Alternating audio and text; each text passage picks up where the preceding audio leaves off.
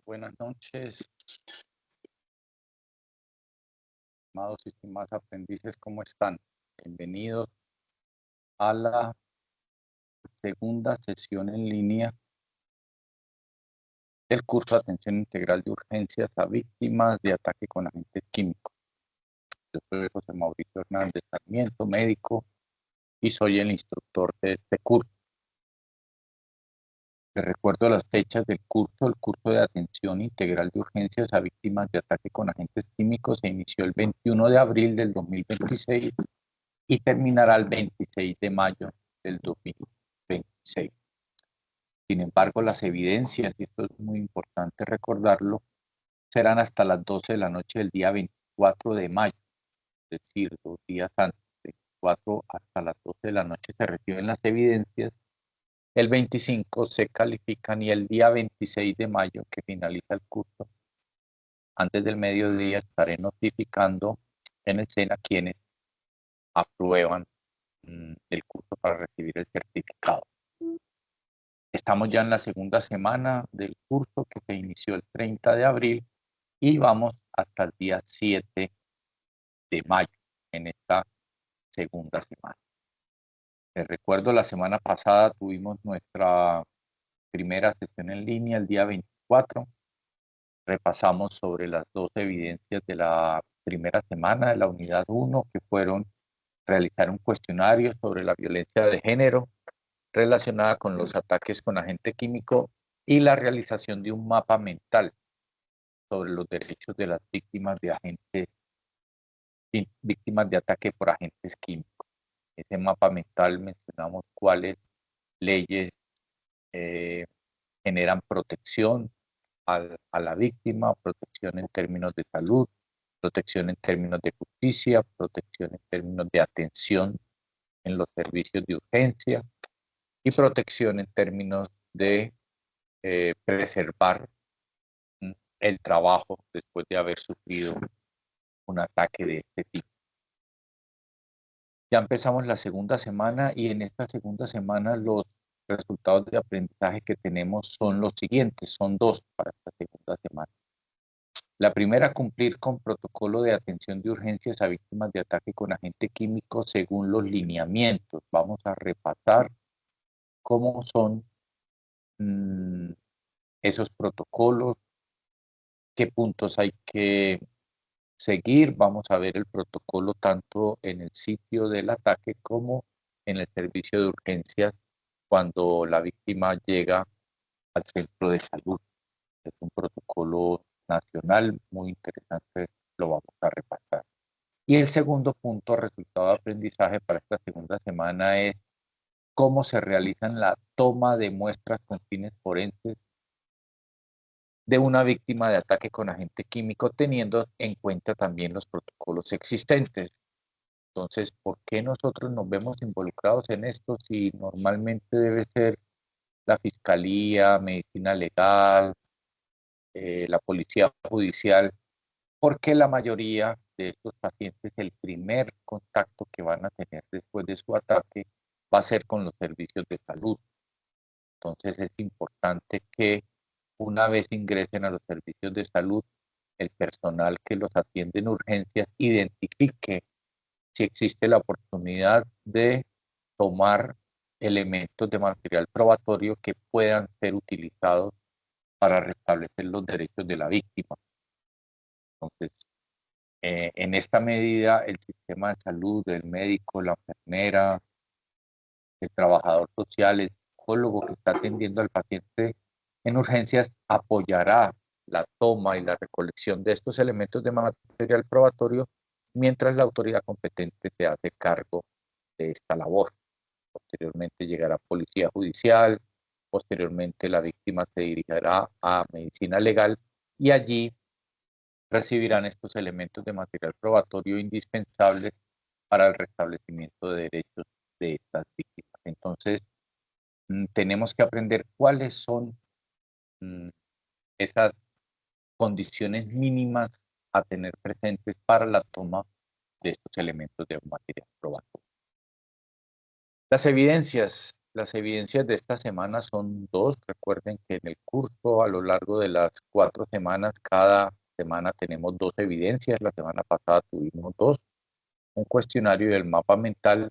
Para esta segunda semana, de la misma forma, tendremos 2 evidencias. La primera, un cuestionario sobre los diferentes momentos de atención a víctimas por agentes químicos. Es un cuestionario que para desarrollarlo es importante revisar el material de formación Atención Integral en Salud, haciendo énfasis en la activación del sistema de emergencias, el uso de los elementos de bioseguridad por parte de los auxiliadores y las acciones clínicas que se deben tener al momento de la atención de urgencias de estas personas. Esta primera evidencia ustedes la encuentran en la plataforma, ingresan a ella, dan clic en el link y van desarrollando el cuestionario. Recuerden que tienen 2 oportunidades para realizar el cuestionario. Si en la primera no lo aprueban, hay una segunda opción para volverlo a hacer.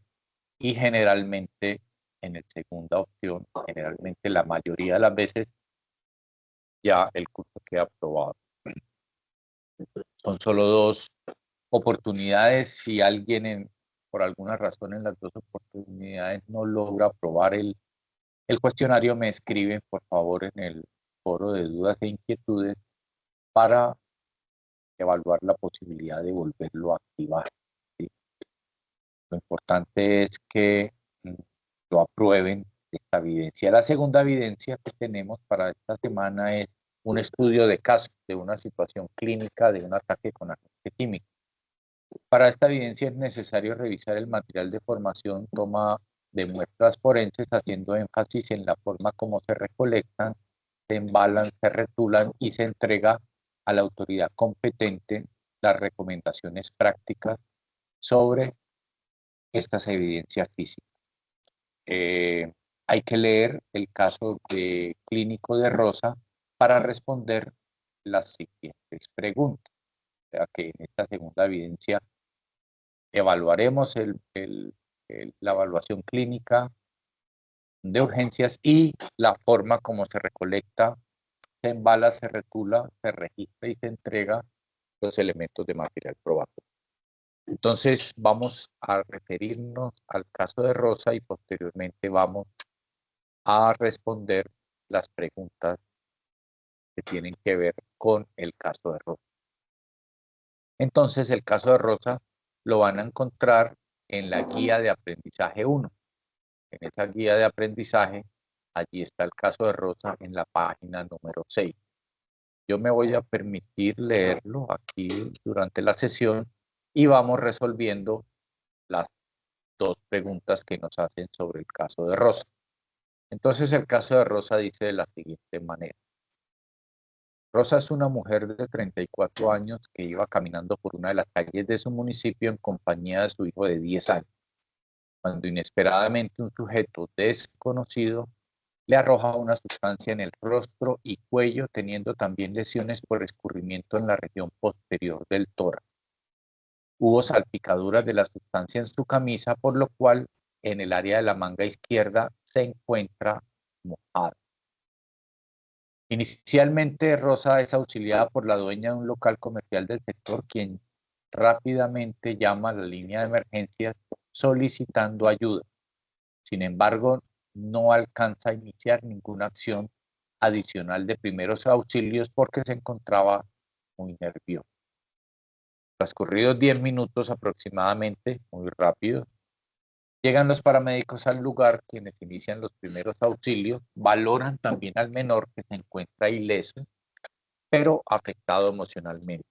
Los paramédicos toman la decisión de trasladar a Rosa a un centro hospitalario en compañía de su hijo para que reciba la atención correspondiente de urgencia.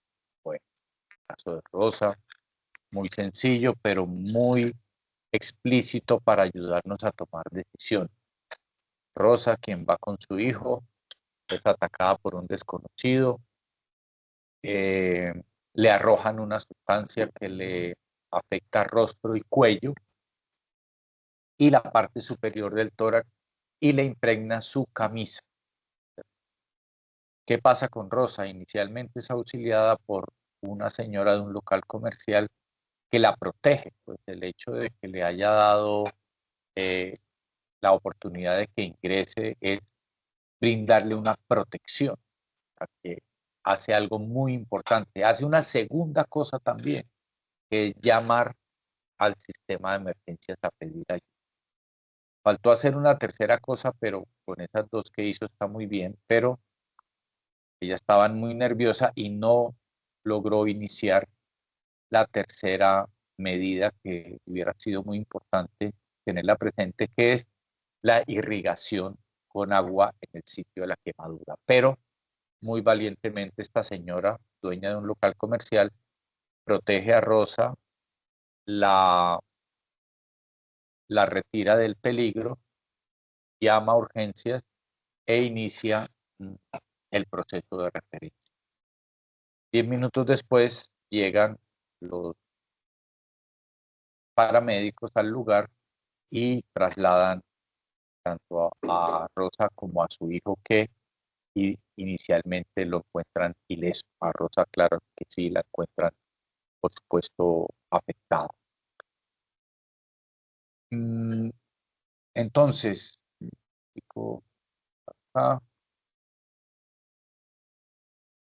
Entonces, ¿cuáles son, digamos, las medidas que se debieron tomar con Rosa y que se cumplió en ese momento?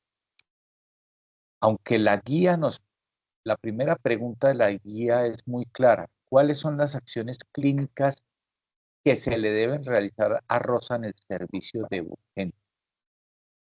¿Cuáles son las acciones clínicas para Rosa en el servicio de urgencia? Sin embargo, vamos a hablar de las medidas que hay que tomar con Rosa en el lugar de los hechos inicialmente, medidas que generalmente toma el primer respondiente, y luego vamos a evaluar cuáles son las medidas que se deben tomar ya en el servicio de urgencia. Entonces, el primer respondiente, que en este caso fue la señora del local comercial, lo primero que debe hacer es tratar de interrumpir el agente que está ocasionando la lesión. Y ella, por supuesto, que al permitirle a Rosa entrar en su local comercial está interrumpiendo la acción de la gente. O sea, ella actuó adecuadamente como primer respondiente. El segundo punto que debería hacer el primer respondiente es ofrecer rescate y protección a la víctima en la medida de lo posible. Esta señora también inició con esa labor, porque al darle entrada a su local comercial, la está protegiendo de un posible segundo ataque. El tercer punto del primer respondiente era trasladar a Rosa o pedir ayuda. Ella también lo cumple. Entonces estamos viendo cómo esta señora del local comercial cumple con los tres primeros puntos del primer respondiente. Interrumpe la gente, protege a la víctima y la traslada a la IPS. Ella no la traslada, pero inicia el proceso llamando a los paramédicos. ¿Qué hubiera podido hacer adicional esta señora que le hubiera ayudado eventualmente a Rosa? Iniciar la irrigación con agua limpia durante 20 o 30 minutos. Irrigación, si es posible utilizar jabón líquido, si no, solo irrigación con agua. Pero digamos que de cuatro actividades que se le pueden realizar a Rosa por parte de los primeros respondientes, la señora cumplió con 3. Interrumpió a la gente, protegió a la víctima e inició el proceso de traslado. Faltó iniciar la irrigación con agua en el sitio de la quemadura. Afortunadamente a Rosa la trasladaron rápidamente porque los paramédicos tardan tan solo 10 minutos. Entonces, esas son las actividades para hacer con la paciente antes de llegar al servicio de urgencia.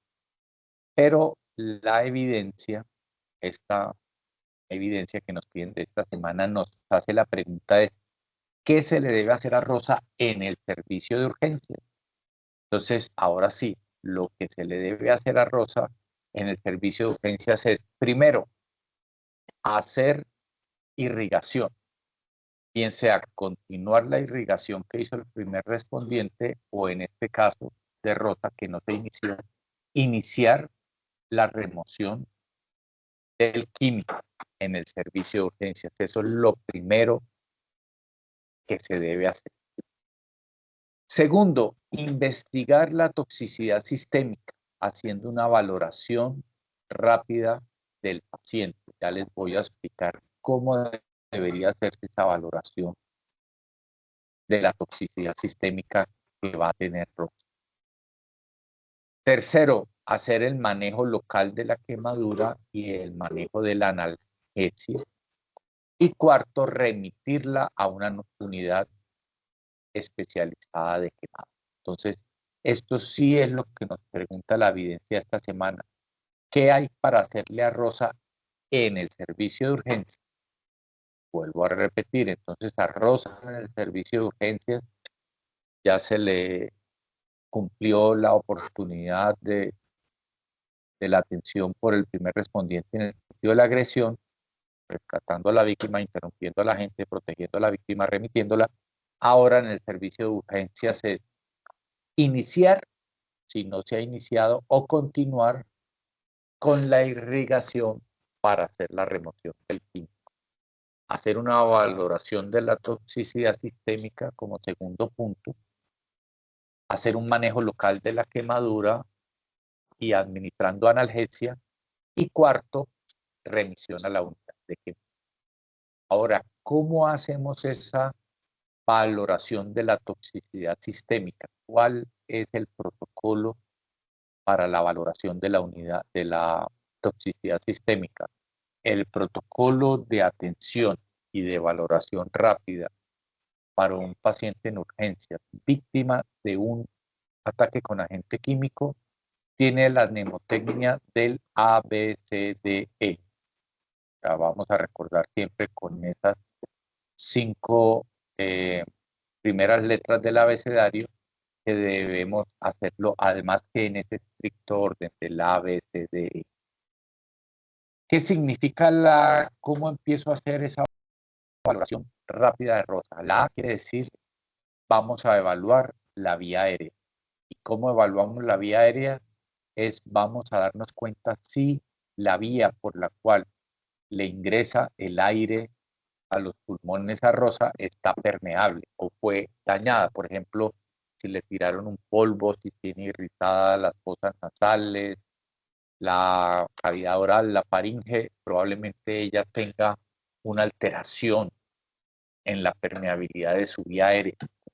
De pronto, si tiene una obstrucción en la boca o en la nariz o en la faringe que no le está permitiendo la respiración, también será una obstrucción de la vía aérea que tenemos que intervenir rápidamente. Entonces, la valoración de Rosa, la valoración clínica que hace parte de la atención en el servicio de urgencias, empieza con la evaluación de la vía aérea, de la AA, vía aérea. Luego hacemos la valoración B, que hace referencia a la respiración, por sus siglas de inglés. La respiración, entonces evaluamos cómo está respirando la paciente. Seguramente ha aumentado su frecuencia respiratoria, lo que llamamos polipnea. Entonces, está respirando muy rápido, está alterada, está nerviosa y esa respiración acelerada le puede ocasionar más daño a la paciente, en este caso Rosa. Entonces, debemos evaluar que la respiración sea profunda y a un nivel que está entre 12 y 20 respiraciones por minuto. Si ella tiene más respiraciones en un minuto, quiere decir que está polipneica y va a empeorar su cuadro. Entonces, el segundo punto que vamos a revisar después de ver que la vía aérea está despejada y que la entrada de aire está permeable, es que su patrón respiratorio esté adecuado. Ese es El segundo punto a evaluar, que lo recordamos con la letra B, por eh, la forma como llamamos respiración en inglés, según la traducción de la respiración fría.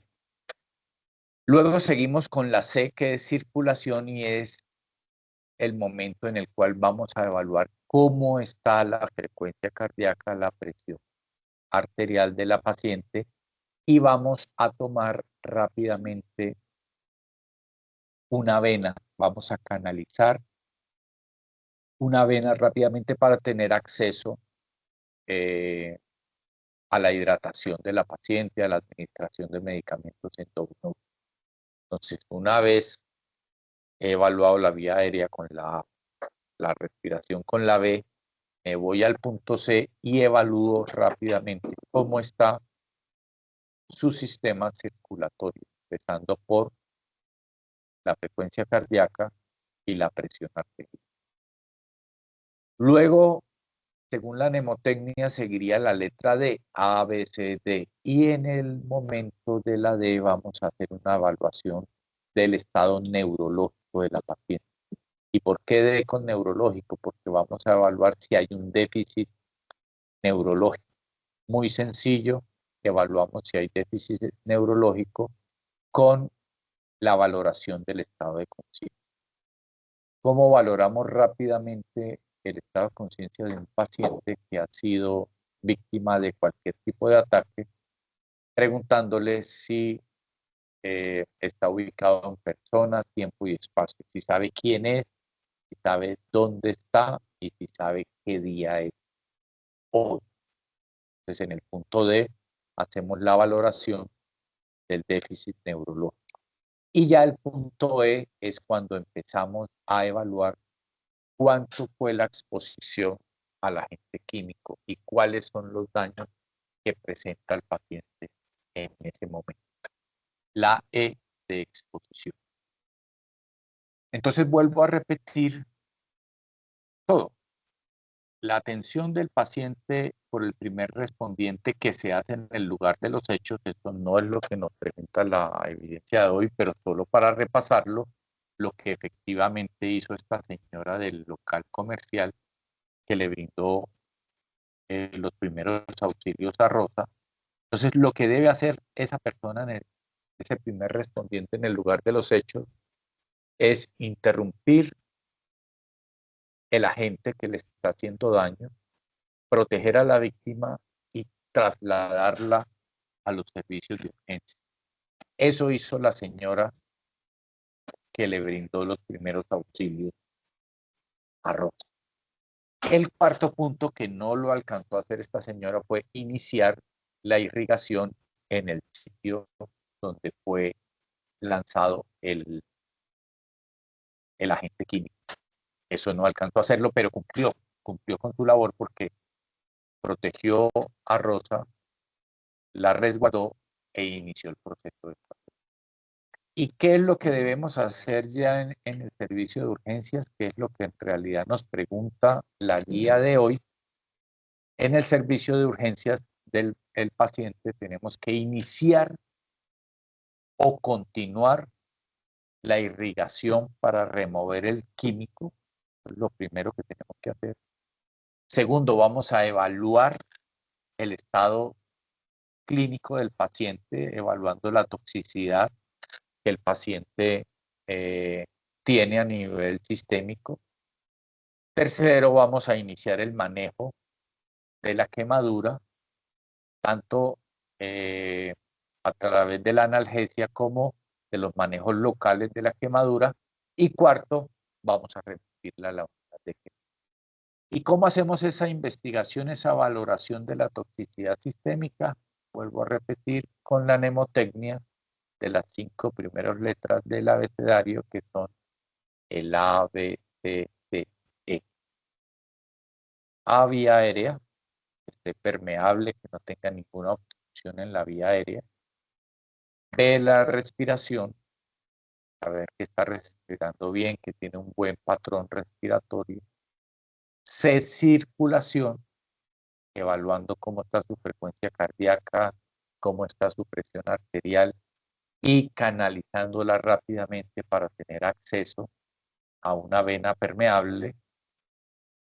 De déficit neurológico vamos a evaluarlo a través de las preguntas sencillas de saber, usted sabe quién es usted, sabe qué día soy, sabe dónde está. Así evaluamos muy rápidamente si hay un déficit neurológico. Y evaluación de la exposición. ¿Cuánto fue la quemadura? ¿Qué tanto daño le hizo? ¿Cuál es el patrón? ¿Cómo está esa quemadura? Y luego ya la vamos a remitir al servicio de quemados donde los especialistas iniciarán su mano.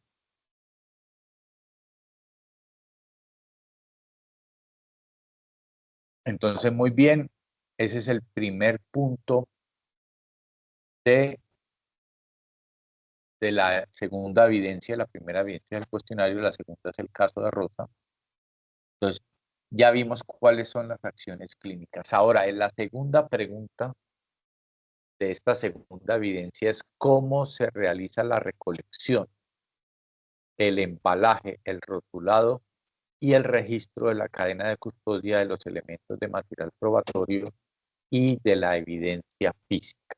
Entonces, ¿qué características o cómo debemos hacer esa recolección de material probatorio? Recuerden que, como les dije al principio, la recolección, el embalaje, el rotulado, la entrega de este material, en principio son responsabilidad, como no, de los equipos de policía judicial, medicina legal, fiscalía. Sin embargo, como estos pacientes, miren el caso de Rosa, llega al hospital 10 minutos después del ataque, todavía no ha entrado en contacto con ninguna autoridad.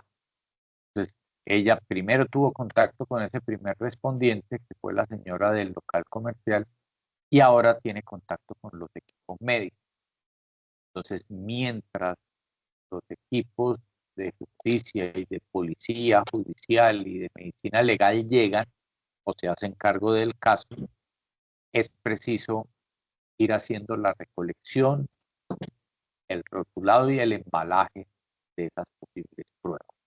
Será la policía judicial o la fiscalía quienes se encarguen finalmente de este proceso, pero en muchas ocasiones el inicio de este proceso será responsabilidad de nosotros, el personal de salud, que estamos atendiendo al paciente en primera instancia.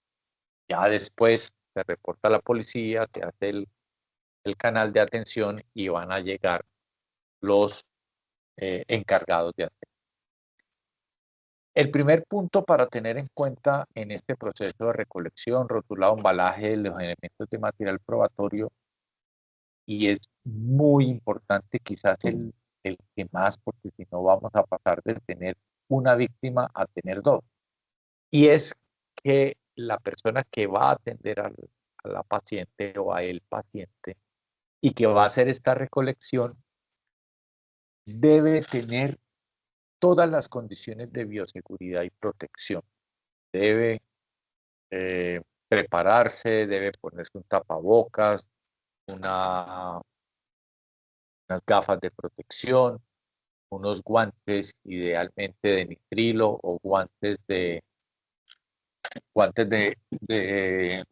industriales para poder retirar el material que está impregnado con el tóxico, con el químico, porque de lo contrario es muy probable que este químico pues afecte a ese trabajador de la salud que lo va a recolectar. En este caso, en el caso de Rosa, vimos que la camisa y la manga le quedó impregnada con el químico y será muy importante guardar esa prenda, ¿no? Entonces, lo primero que tenemos que hacer en este proceso es que la persona que lo vaya a hacer debe tener todas las condiciones de bioseguridad y protección. Bueno, el segundo punto es alistar todos los recursos necesarios y adecuados para tal fin. Debemos tener bolsas de papel, bolsas de plástico que sea fácil de sellar Hojas con un detalle importante, aquí lo dice la guía, que parece como sencillo, pero no, es muy importante. Las hojas con las cuales vamos a hacer el rotulado deben ser hojas limpias por ambos lados. No debemos, y ya en todas las instituciones tenemos la costumbre de estar reciclando el papel, no debemos rotular este tipo de muestras con hojas que estén impresas por un lado. Tienen que ser hojas completamente limpias porque en algún momento la hoja se puede soltar de la prenda, del elemento físico, y por el otro lado, si es una hoja reciclada, puede tener cualquier tipo de información o el nombre de otro paciente y se puede generar una confusión grave.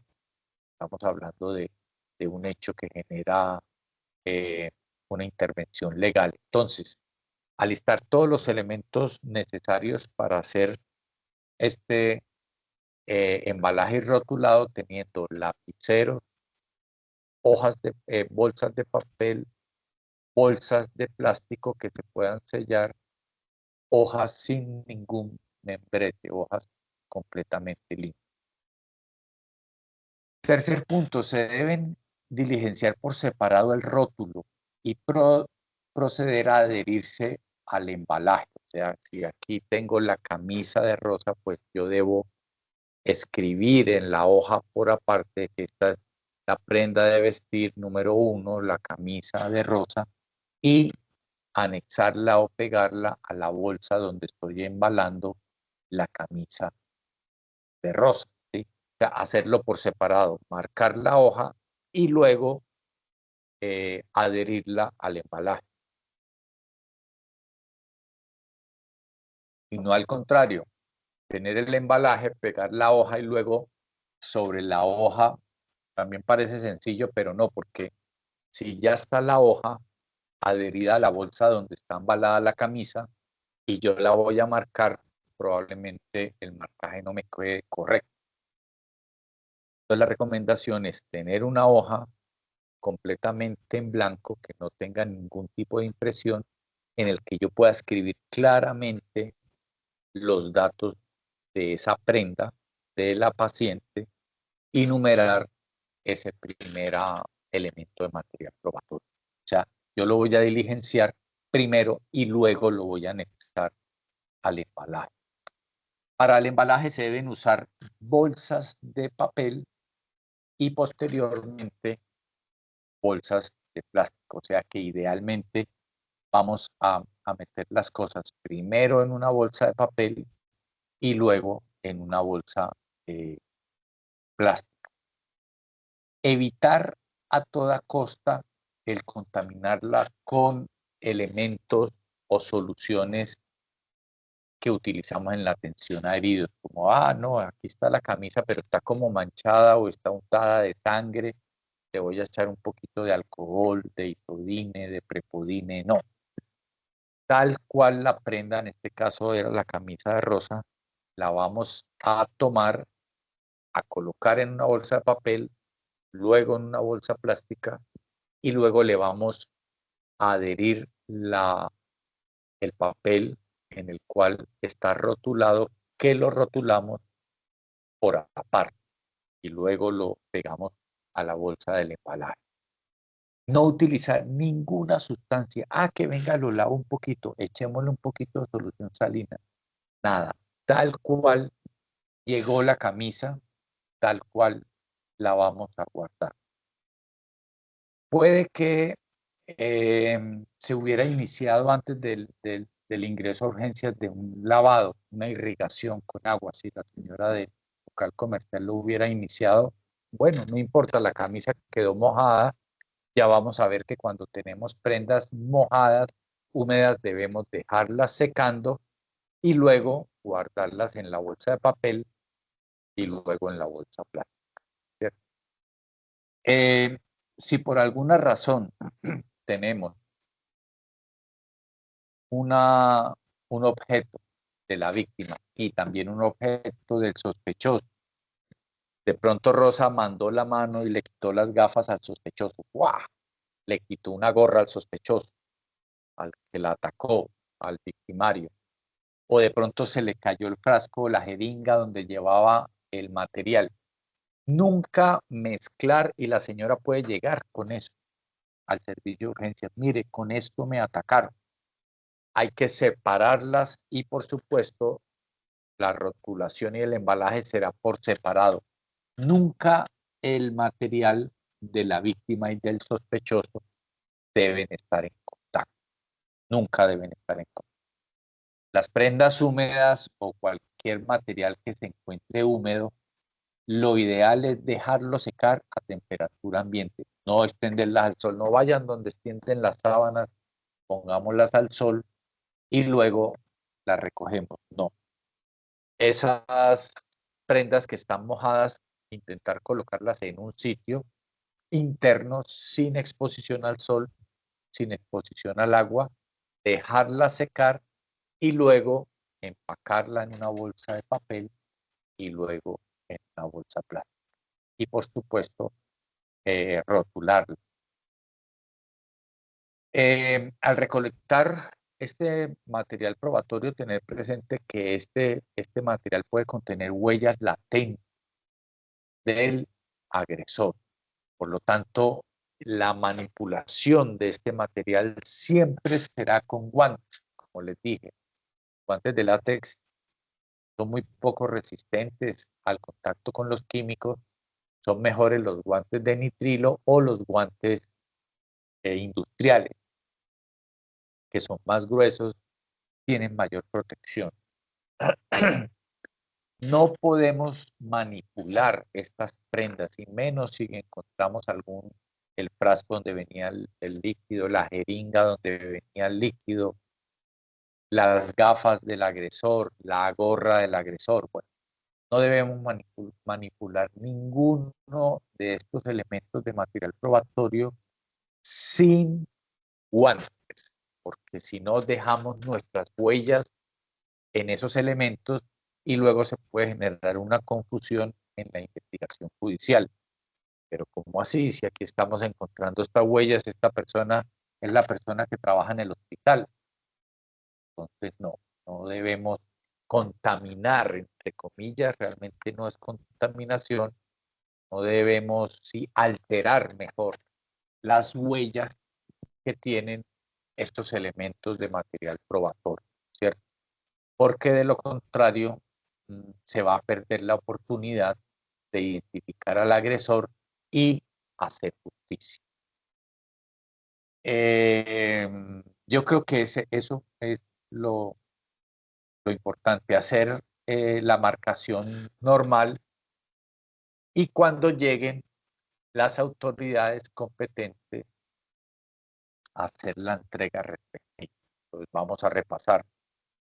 Primero y más importante, medidas de bioseguridad, porque, no, aprendimos en el curso, la camisa está impregnada, la señora se trajo las gafas del agresor, vamos a guardarla y me voy a cogerlas con las manos sin protección, sin tapabocas, sin las gafas respectivas y resulto yo quemado por ese mismo químico.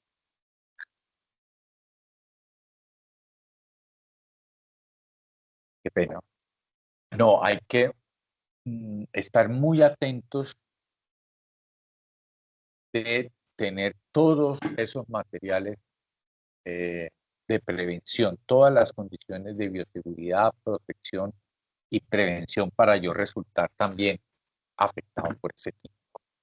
Alistar todos los elementos, tener bolsas de papel, bolsas de plástico, hojas no impresas, cinta y lapicero.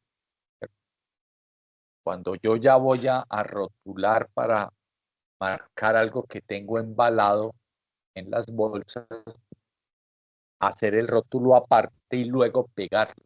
Parece sencillo, pero imagínense una bolsa irregular, si usted primero la embala, luego le pega una hoja y luego escribe sobre la hoja adherida al embalaje, pues no va a quedar tan claro y eso tiene que quedar muy claro, ese material. Quien va a procesar el material serán las autoridades judiciales. Yo solo estoy adelantándome a ese primer momento de hacer el embalaje y la recolección, pero quien se va a encargar en realidad son las autoridades judiciales.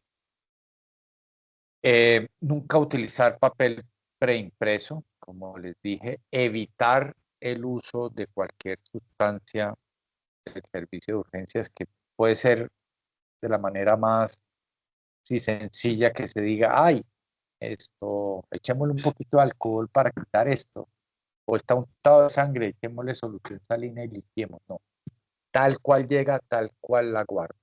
Si está mojada, la dejo secar, no la expongo al sol, la dejo secar en un sitio protegido del sol, la temperatura ambiente, y luego lo embalo en una bolsa de papel y luego en una bolsa plástica. Y evitar a toda costa manipular todo este material probatorio sin guantes o mezclarlo, probable material probatorio proveniente de la víctima, probable material probatorio proveniente de la persona. Y tenerlo allí y ya cuando llega medicina legal, llega a la fiscalía, pues hacer la entrega. Se entregan 3 elementos de material probatorio, todos muy bien embalados, guardados, todos muy bien rotulados. Y ninguno sin manipulación por el personal de salud, sin la protección adecuada. Entonces, este era el segundo punto a responder por parte de la evidencia. La evidencia, Sara, nos pedía cómo hacer la atención clínica de urgencias, cómo hacer el manejo de los elementos de material probatorio. Ya para recordar e ir cerrando, la atención a una víctima por agresión por agentes químicos incluye, además de salvar su vida, lograr la mejor recuperación posible de sus funciones físicas, mentales, así como de su reincorporación a la vida social. Porque después de esto se generan muchos traumas, mucho dolor, pueden quedar secuelas graves y severas que pueden ser muy difíciles de manejar y nosotros pues estamos allí para apoyar y que la persona pueda realmente regresar y tener las mínimas secuelas de esta lesión. Esto requiere que se ofrezca desde el mismo momento de la lesión y del ataque una atención integral, tanto por el primer respondiente como por los servicios de urgencias que permitan la recuperación y la rehabilitación de los pacientes. Los profesionales de la salud debemos tener claridad en la fisiopatología de las quemaduras por agentes químicos, así como de las acciones adecuadas en salud en los diferentes momentos de la atención a las víctimas, desde el lugar de la agresión, la atención en el traslado, el servicio de urgencias, la unidad especializada de quemados y el manejo de rehabilitación. Todo tiene que estar conectado, primer respondiente, urgencias, unidad de quemados y rehabilitación. Debemos hacer todo el esfuerzo para que el proceso sea continuo y permita que el paciente se recupere. Recordar también que existen más de 25.000 químicos utilizados en la industria, agricultura, en actividades de aseo, limpieza, que podrían ser utilizados como potenciales agentes químicos para causar agresión y quemadura. Las quemaduras por agentes químicos pueden representar hasta el 10% de todas las quemaduras en total y pueden ocasionar la muerte hasta en el 30% de las víctimas. Altísimo. 30% de las víctimas pueden terminar en complicaciones y pueden terminar falleciendo a consecuencia de la quemadura. Es fundamental diferenciar la quemadura por agentes químicos de otros tipos de quemadura.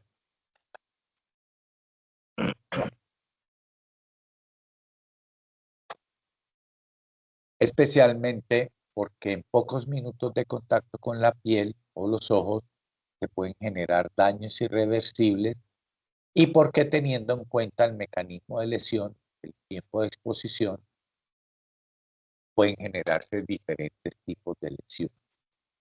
Por lo tanto, es importante en el servicio de urgencias, cuando estamos haciendo la valoración, cuando estamos iniciando o continuando la irrigación, cuando estamos evaluando la toxicidad, cuando estamos haciendo el manejo de la quemadura como tal, con analgesia y medidas locales, y cuando vamos a remitir el paciente ya a la unidad de quemados, ir tratando de identificar el tipo de químico utilizado.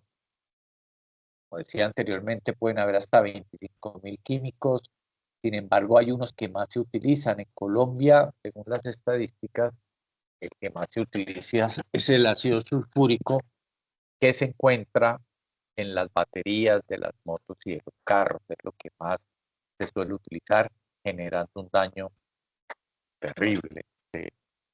La gente tiene fácil acceso a ese químico y es un químico que genera un daño terrible. Vuelvo a repetir, idealmente que los primeros auxilios clínicos y psicológicos se inicien desde el mismo sitio de la agresión, hacer una remisión rápida. Mire que en el caso de Rosa, esta señora hizo una labor impresionante, logró que los servicios de urgencia llegaran rápido y la paciente pudiera ser trasladada al servicio para la valoración de urgencia, ¿cierto? Que dependiendo del nivel de complejidad, porque si estamos en una ciudad y la paciente tiene la oportunidad de llegar desde el inicio al servicio de urgencias de un hospital que tiene una unidad especializada de quemados, pues la remisión será interna, pero si estamos en primer nivel, estamos en un municipio pequeño o en un municipio intermedio con un segundo nivel, hacer todo lo posible para que este paciente pueda ser remitido a la unidad especializada de quemados en el hospital del nivel de complejidad superior. Y también importante, lo veíamos la semana pasada, entre las leyes que protegen a estas personas víctimas de ataque con agente químico, es que estos pacientes no solo requieren la atención de urgencias, sino la respectiva rehabilitación. Rehabilitación física, rehabilitación psicológica, porque los traumas pueden quedar secundarios a esta agresión son mayores y porque los daños también son mayores. Y en general esta atención de los pacientes puede prolongarse en el tiempo, ¿cierto? Y tener unos periodos de manejo de rehabilitación muy largos, pero se deben cumplir y hacer todo lo posible por realizar. Bueno, muy bien, eso es lo que tenía para contar en esta segunda eh, semana del curso, que básicamente tiene dos temas: el manejo clínico de los pacientes en urgencias y la forma como tomamos los elementos de material probatorio.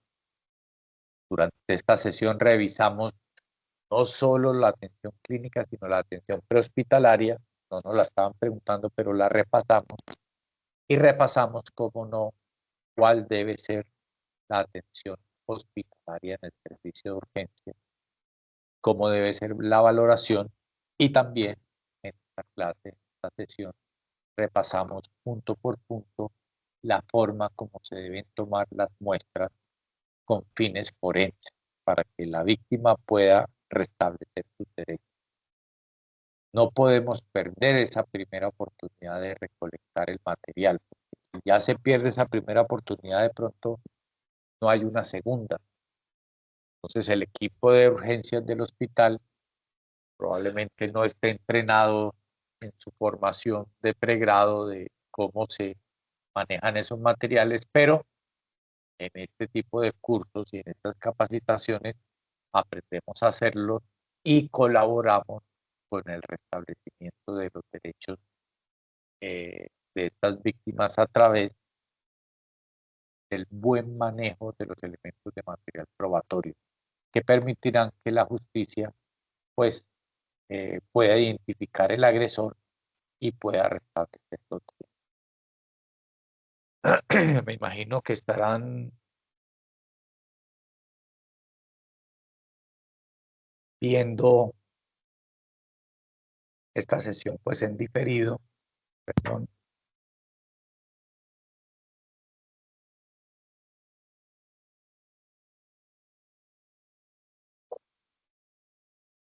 y que puedan resolver adecuadamente pues estas dos evidencias. El cuestionario será sencillo, algunos con el primer intento lo tendrán resuelto, algunos necesitarán un segundo intento. Si alguno necesita más de 2 intentos, me escribe porque a veces la plataforma no lo permite, pero los invito a que resuelvan el cuestionario de acuerdo a lo que vimos en la sesión y que resuelvan esas dos preguntas de la segunda evidencia, el estudio de caso de error. Recuerden que la próxima sesión en línea es el día, vamos a verificar, es el día 11 de mayo, también a las 7:30 de la noche. Espero encontrarlos aquí. En esa tercera sesión en línea ya vamos a mirar los primeros auxilios psicológicos. La primera sesión vimos la normativa. En esta segunda sesión nos acercamos al manejo clínico y a la toma de material probatorio. La tercera nos vamos a enfocar en los primeros auxilios psicológicos y ya en la cuarta y última semana aprenderemos a hacer el reporte adecuado de este tipo de casos. Les agradezco mucho la atención y espero verlos, como no, el día 11 de mayo para la tercera sesión. Hasta pronto. Buenas noches.